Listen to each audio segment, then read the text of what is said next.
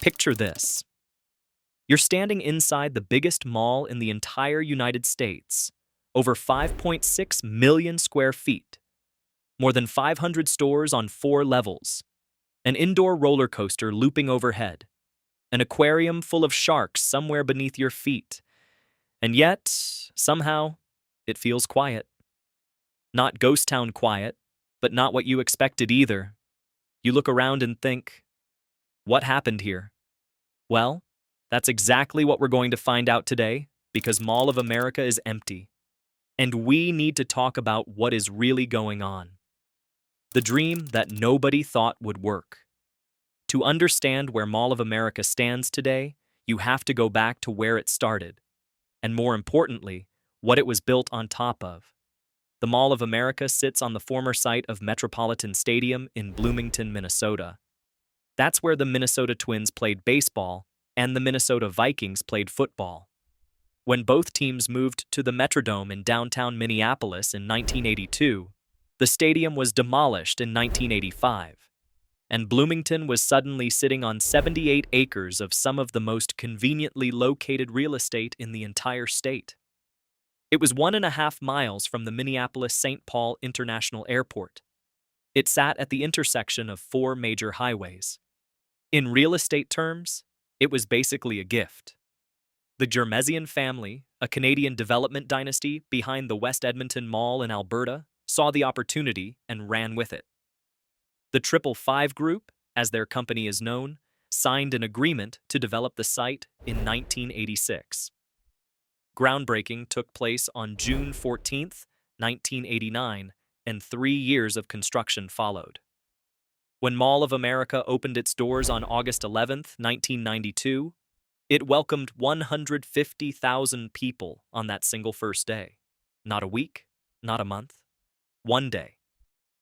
The mall started with 330 stores across 4.2 million square feet of fully enclosed space, 4 levels, laid out in a rectangular shape with anchor stores at each corner. Those original anchors were Nordstrom, Macy's, Bloomingdale's, and Sears. It was, at the time, the first occasion in history that all 4 of those department store giants had ever been under one roof together. That was genuinely a big deal in 1992. People drove across multiple states just to see the thing. At the center of the mall, instead of a fountain or a food court, was Camp Snoopy, a full indoor theme park with roller coasters, a log flume, a Ferris wheel, and enough rides to keep kids occupied for an entire day. The whole concept was that you didn't just shop at Mall of America. You went there. You made a trip out of it. You treated it like a destination, not an errand. The early critics were loud.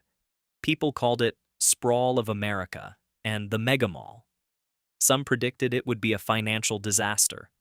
Too big, too ambitious, too far from major population centers on the coasts. Those people were spectacularly wrong, at least in the beginning. By 1996, Mall of America was pulling in roughly 43 million visitors a year. To put that in perspective, that was more than Disney World, the Grand Canyon, and Graceland combined that same year. A mall in Bloomington, Minnesota was outpacing all 3 of those. Let that sink in for a second. By its 30th anniversary in 2022, an estimated 1.2 billion people had visited Mall of America in total. The mall had grown to 5.6 million square feet, earned its own zip code, and added 2 hotels directly on the property: the J.W. Marriott and the Radisson Blu. Nickelodeon Universe, which replaced Camp Snoopy in 2008, became the largest indoor theme park in the United States. There was an aquarium, escape rooms, mini golf, axe throwing, a comedy club, virtual reality, go-karts, and a 34-foot Lego robot. It became less of a mall and more of a small city that happened to have stores in it. So why are people now pulling up videos with titles asking if the place is empty? The anchors start letting go. Here's the thing about a mall that big. When something goes wrong, it goes wrong on a very large scale. And the problems at Mall of America didn't arrive all at once. They crept in slowly, through the exits of the very stores that had made the place famous. The first big signal came in January 2012, when Macy's announced it would be closing the Bloomingdale's location at Mall of America. Bloomingdale's had been an anchor tenant since the very first day the mall opened in 1992, nearly 20 years of being a cornerstone of the place. Its departure left a 210,000 square foot hole in one of the corners of the mall. That is not a small vacancy. That's approximately the size of 3 or 4 regular big box stores stacked together, just sitting empty. The space was eventually partially filled. Forever 21 moved in, LL Bean took a portion, and the mall turned part of it into an exhibit space.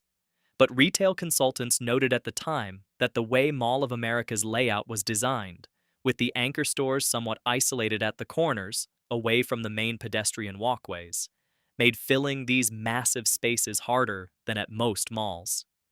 Allison Kaplan, a retail reporter covering the Twin Cities market, noted that the isolation of anchor spaces from main foot traffic was a real design challenge that the mall had to reckon with. Then came 2018. Sears, which had been an original tenant since day one in 1992, announced it would be closing its Mall of America location as part of an 80-store nationwide bankruptcy liquidation. The store officially closed in March 2019, leaving behind a 3-story space of roughly 160,000 square feet. And here's where it gets almost comically complicated. Back in 1991, when the mall was trying to attract Sears as an anchor tenant, the developers gave them a deal that, by modern standards, looks absolutely unhinged. A 100-year lease at $10 per year. $10 annually. That wasn't a typo, and it wasn't generosity. It was the standard playbook for mall developers in the 1980s and early 1990s. Department stores were so powerful at pulling in foot traffic that mall owners would sometimes pay them to show up, let alone charge them rent. Sears was essentially handed the keys to its corner of the building for a century at the cost of a single dinner. When Sears went bankrupt, a company called Transform Holdco acquired Sears' assets, including that $10 per year lease. Mall of America fought it through years of litigation. In 2023, the U.S. Supreme Court ruled 9-0 that the mall could keep challenging the lease transfer, which looked like a win. But in April 2025, when Mall of America went back to the Supreme Court asking the justices to void the lease entirely, the court declined to hear the case. The 100-year lease, which runs until 2091, now stands. Transform. Holdco controls the space and can sublease it to whoever pays the highest price, while the mall collects $10 a year for a 3-story corner anchor. Mall of America put out a statement saying it was disappointed and committed to moving forward. So, there it sits. Roughly 160,000 square feet of dark, empty anchor space that the mall legally cannot reclaim for another 6.5 decades. That is the kind of thing that makes a very large building feel very empty. The pandemic chapter. Then came 2020, and with it, something that not even the most pessimistic retail analyst had fully modeled. A global pandemic that shut the whole country down. Mall of America closed on March 17, 2020, in response to COVID-19. It didn't reopen until June 10th, 12 weeks later, and when it did, only about 150 of its 500-plus tenants were open for business. The rest were dark.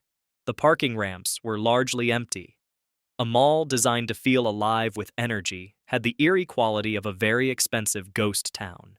The financial impact was severe. Mall of America doesn't disclose its finances publicly. It's privately held by the 555 Group, but the ripple effects were visible.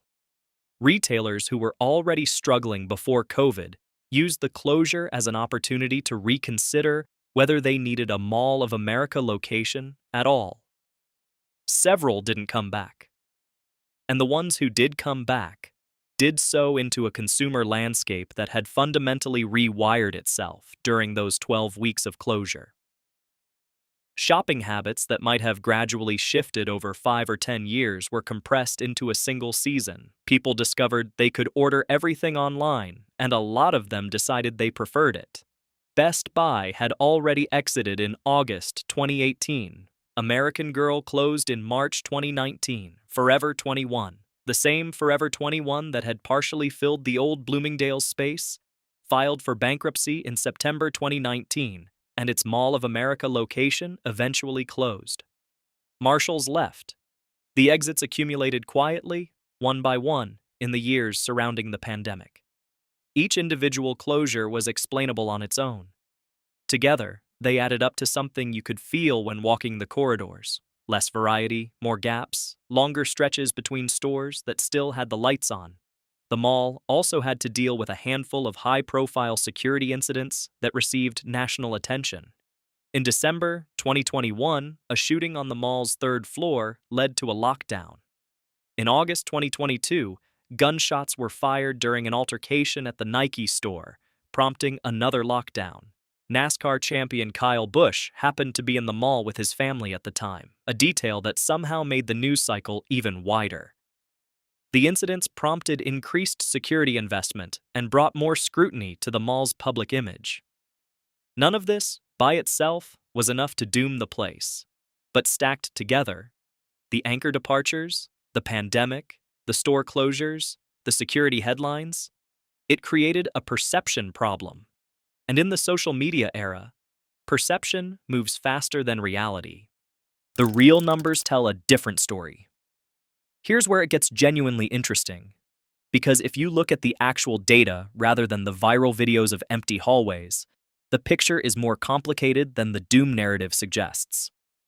According to Mall of America's own reporting, retail sales were up 5% and visits were up 4% in 2024 compared to the prior year, moving in the opposite direction of the broader national decline in indoor mall traffic. Placer.ai data showed that Mall of America led Twin Cities regional malls in foot traffic gains for the first half of 2024, while other area malls like Southdale and the Galleria in Edina actually saw declines. The mall still draws approximately 32 million visitors per year as of recent figures. That's not 40 million like the peak years of the late 1990s. But 32 million is still a number that most tourist destinations in the country would not be embarrassed by. As Jill Renslow, one of the executives running the mall, told NPR in 2024, "We're 70 and sunny every day," referring to the fact that in a Minnesota winter, the mall is one of the only places in the region where you can walk around in a t-shirt. About 80% of Mall of America's visitors come from a regional footprint. Minnesota, Wisconsin, Iowa, Nebraska, the Dakotas, Illinois, Ohio, and Canada. These are people making a deliberate trip, loading up the minivan, booking a hotel, building a weekend around it. The remaining 20% are genuinely from out of state and out of country, people who flew to Minneapolis specifically to visit the mall, or who stopped in while connecting through MSP Airport, which is directly across the interstate. A light rail line drops you directly at the mall from the airport. You get off a plane, you get on a train, and 15 minutes later, you're inside a mall with a roller coaster in it. That is an underrated logistical advantage that most malls in this country cannot replicate and cannot buy. The mall has also undergone a significant shift in its internal composition. When it opened in 1992, it was roughly 80% retail and 20% entertainment. Today, that split has moved closer to 60% retail and 40% entertainment. The amusement park, the aquarium, the escape rooms, the comedy club, the axe throwing, the Lego displays, these are not frills. They are a deliberate strategy to give people reasons to show up that have nothing to do with buying a shirt. And it's working, at least in terms of keeping bodies in the building. A family who came for Nickelodeon Universe will stop for lunch. They'll wander past stores. Some of them will buy something. The model isn't dead. It's just running on a different fuel than it used to. The national context matters here too. Indoor mall vacancy rates nationally hit around 9% in early 2025, up from about 5% in 2024, according to Cushman and Wakefield data. The first quarter of 2025 was reportedly the weakest period for retail leasing since the pandemic. Those are industry-wide numbers, not Mall of America-specific ones. By comparison, a mall that is actively growing its entertainment footprint and posting gains in visitor numbers is doing something right, even if it doesn't look the way it did in 1996. Retail analyst Mohit Mohal of Alvarez and Marsal put it plainly. I don't think it's the silver bullet, nor would I say that malls are dying, but I would say malls are evolving. That's about as measured a take as you can get from someone whose job it is to study these places. The empty feeling and why it's real. Now, here's the honest part. The feeling that Mall of America is emptier than it used to be is not entirely wrong. It's just not the whole story. Walk the fourth floor on a Tuesday afternoon. It's quiet. Some stretches of corridor feel under-tenanted. The old Sears space, that massive 3-story corner, is completely sealed off and has been since 2019. The former Bloomingdale's corner, while partially occupied, has never fully recovered to the energy level it had when a full department store occupied it. These are real gaps, and they're large enough that you notice them. The shift in shopping behavior is also real. In 2018, about 20% of Americans said they preferred online shopping to in-store. By 2025, that number had risen to roughly 70%, according to industry tracking. Nearly 4 in 10 Americans say they no longer visit shopping malls at all. That is a massive cultural shift in less than a decade, and it didn't happen because malls suddenly got worse. It happened because the alternative got dramatically more convenient. When you can get almost anything delivered to your door in 2 days, or sometimes 2 hours, the case for driving to a parking ramp and walking half a mile to a store becomes harder to make. Mall of America is not immune to that logic. It has adapted better than most, but it has not been unaffected. The age demographic has also shifted. The era of teenagers treating the mall as a social hub, meeting friends at the food court, wandering the corridors for hours on a Saturday, has largely passed. It started fading around 2014, when teenagers gained broader access to smartphones, and social media gave them a virtual space to socialize that didn't require a car ride from a parent. Mall of America itself implemented a policy banning unaccompanied minors under the age of 16 after 3 p.m. That policy exists for legitimate security reasons, but it also formalized the end of something that was already fading: the mall as a teenage social space. Teens who used to kill a Saturday afternoon wandering from Hot Topic to the food court are now at home on their phones. The mall didn't lose them all at once. It lost them gradually, and then it put up a sign making it official. The stores that closed and haven't been replaced represent categories that simply don't have viable tenants anymore. Best Buy left because people buy electronics online. American Girl left because the brand shifted its retail strategy nationally. Forever 21 imploded in bankruptcy. You can't force retailers to exist that the market has stopped supporting. What's left behind is a mix of stores that are still genuinely drawing people. Nickelodeon Universe still pulls families from across the Midwest. The Sea Life Minnesota Aquarium still packs in school groups and tourists. Alongside corridors that feel like they're waiting for something to happen. The big bet. And something is, apparently, coming. Although it has been coming for a very long time. The idea of a water park attached to Mall of America is almost as old as the mall itself. 555 had wanted one since the project was conceived in the 1980s. Their West Edmonton Mall in Canada had a massive indoor water park, and it became one of that mall's defining attractions, a reason people made the trip regardless of whether they needed anything from a store.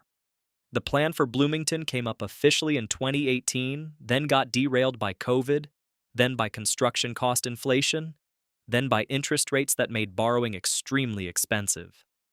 For a while, it looked like one of those ideas that would forever be announced and never built, the retail equivalent of a city that's always 5 years away from a light rail line. In 2025, the project got real momentum. The water park, now officially called Mystery Cove, is a $432 million project slated to be built on an old parking lot next to the mall, connected by a skyway. At roughly 144,000 square feet, scaled down from an original 250,000 square foot proposal. It would include a wave pool over 52,000 square feet in size, a lazy river, around 30 slides and rides, additional pools and spas, and a retractable roof. So it can open up in warm weather, which is both a design innovation and a clever way to cut energy costs. The retro theming, inspired by the 1950s, gives it a specific visual identity, rather than the generic tropical look you see at most indoor water parks. Financing came together through a complicated arrangement. $160 million in tax increment financing from the city of Bloomington, a $120 million private loan from Infinite Global Real Estate Partners, and a $133 million C-PACE loan administered by the St. Paul Port Authority. 555 put up significant personal loan guarantees to make it all work. As of late 2025, the Bloomington City Council was working through the final approvals.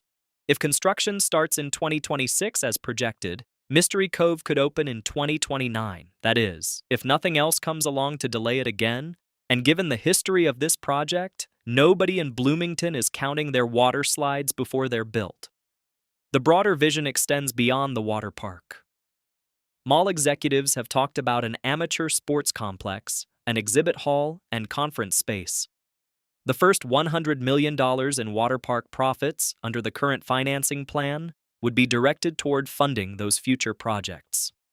The goal is to transform what began as a shopping destination into something closer to a full-scale regional entertainment and hospitality hub. Holly Masek, Bloomington Port Authority Administrator, described the direction clearly. The plan is to take the mall from a retail destination to a mix of retail with entertainment, with an emphasis on entertainment. The broader context of American retail. To be fair to Mall of America, the circumstances it's navigating are not unique to it. They're happening everywhere. The American Mall was born in 1956, when the Southdale Center opened in Edina, Minnesota, which is, interestingly, just a few miles from Mall of America itself. For 3 decades, malls were the physical center of American consumer culture. By the early 2000s, there were around 1,500 enclosed malls operating in the United States. By 2024, that number had dropped to approximately 1,150. Some projections suggest that by 2032, only around 150 of those will still be operating in their original form. The stores anchoring those malls have had a brutal decade. JCPenney went through bankruptcy. Sears essentially ceased to exist as a functioning retailer.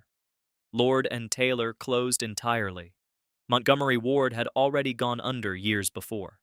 The anchor tenant model that built American malls, where a handful of massive department stores drew traffic that benefited hundreds of smaller specialty stores, has collapsed. The department stores are gone or diminished, and the specialty stores that depended on their gravitational pull are struggling without them. When the anchor leaves, it doesn't just take its own customers with it. It takes the casual foot traffic that wandered past every other store on the way there. The whole ecosystem was designed around those corner stores, and without them, the logic of the layout stops working the way it was intended. On the other hand, the malls that have survived, the A-tier malls, as the industry calls them, are largely doing fine, and in some cases thriving. Top-tier mall foot traffic was up 12% in 2022 compared to 2019, even before the pandemic recovery was complete. Indoor mall traffic in March 2024 grew 9.7% year over year. Black Friday 2024 visits to malls surpassed pre-pandemic levels. The B-tier and C-tier malls, the older, smaller, less strategically located ones, are dying. Many have already been converted into warehouses, medical offices, apartment complexes, or simply demolished. The flagship destinations are finding ways to survive. The gap between those two categories is only getting wider, and that polarization is probably the single most important thing to understand about the state of American malls right now.